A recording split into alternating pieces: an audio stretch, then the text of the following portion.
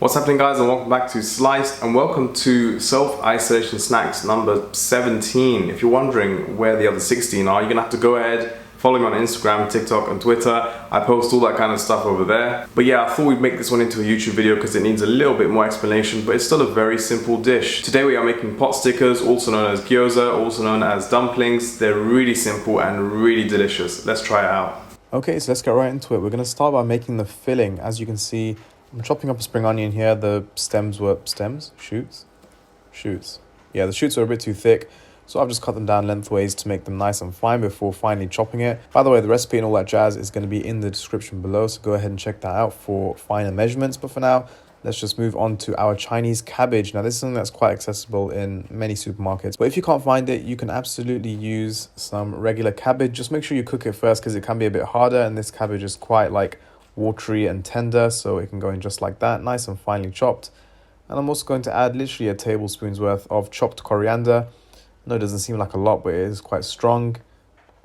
And I'm going to go ahead with some grated garlic. You want to season this quite heavily, so I'm going to grate a few pieces of this. And I'm also going to go ahead and grate a nice thumb-sized piece of ginger as well. Now the table's looking kind of messy, so what I'm going to do is just give it a nice wipe down before we move on to the next part, because we are done with our filling. Now it's time to season it up. What I've done now is added all of that to some lamb mince. Now traditionally this is done with pork. I'm using lamb in this case because I don't eat pork, but you want a high fat mince, so try not to use beef or anything like that. I'm giving it a good season with some sesame oil, as well as a nice glug of soy sauce, and a good amount of chili up to your taste, some fish sauce as well, and some oyster sauce. You really want to maximize that flavor. And we're going to go in with a little pinch of sugar as well, just to balance out all those flavors. You really want to try and balance the liquid to solid ratio of this, because you want enough to sort of create steam, but you don't want it to be too wet that everything falls apart. So yeah, just kind of find that balance. It should be nice and wet, but not sort of like dripping. We're going to give it a really good mix until it's nicely combined. And then we can go ahead and put that to a side while we make our dipping sauce. I'm just going to finely chop some spring onions into a bowl along with some sesame oil, a few pinches of chili flakes, a bit of sugar, some soy sauce, mixing it all together, giving it a taste. And we're going to add in some water as well, just to water that down. And there is our dipping sauce. Now moving on to the actual filling and wrapping of our dumplings. And this is something that confuses a lot of people. Confused me a bit at first, but you know what I realized? It's all about finding the technique that works for you. I'm not a pro at this, but let's go through a few basic steps. What you want to do is find that perfect balance in sort of the ratio between the meat and the pastry. You'll kind of figure it out. I'm not really going to show you. As you can see, I've sort of drawn an imaginary circle for myself and put a small amount in the center. What you're then going to do is wet your fingertip, and we're just going to brush 1/2 of the outside of our pastry.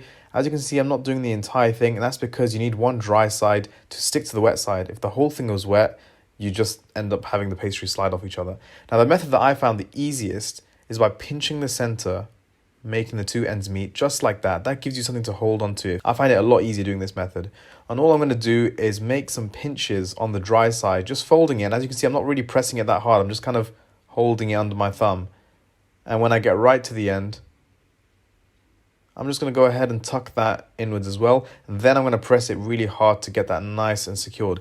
As you can see, it's not perfect, but it does a nice job. Now that crease that we've made in the center has allowed us to hold it without anything falling out. And we can do exactly the same thing on the other side, just folding the dry bit over each other, folding the end bit, and then creasing it really nicely. And you have a nice pleated top. It's nice and sealed. It's going to trap that steam and the juices inside. And you can sort of fold it gently to get that crescent shape going. And that is a lovely little dumpling right there. I'm going to repeat the whole thing again just to show you guys how to do it. We're going to fill in the center just like so, using our finger to wet 1/2 of it, folding it just to meet it on the other side, giving it a nice pinch so that we have something to hold on. And then we're going to make a few. You can make as little or as few as you want. It's totally up to you. You can make 3, you can make 2. I'm making quite a few. And then just sort of creasing it on one end. And by the way, this is a technique that works for me as a beginner, but I recommend you go ahead and check out some pictures and videos that show you the variety of techniques that you can do, and find something that works for you. There might be a technique that you find easier. This is just something that personally works for me to get a nice simple dumpling fold, just like so. Right, now onto the actual cooking. What you want to do is oil up a non-stick pan. I made this mistake before, use a non-stick pan, because I used a non-stick pan and it absolutely ruined them. They stuck, it was horrible. So you're going to oil up a non-stick pan on a medium heat, and I'm just going to fry a few of them at a time in there. Remember, you don't have to fry them all at once. You can absolutely keep some of these in the freezer, nice and airtight, and you can kind of cook these at a later date. It's absolutely fine. I'm just frying up a few of these currently.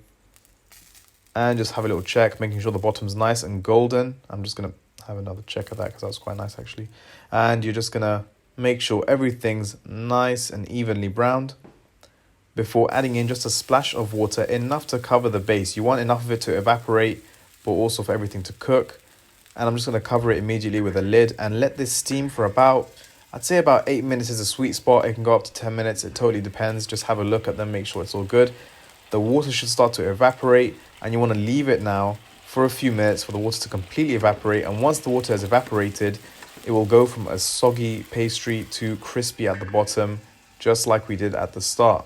So you want to make sure the water is completely evaporated and just let it crisp up just like that for a couple minutes so that the bottom can go nice and crispy. All I can say is, Lord have mercy. What more can you say? Please try it out. Follow me on my socials at sliced_YT. Like, subscribe, and I'll see you guys later.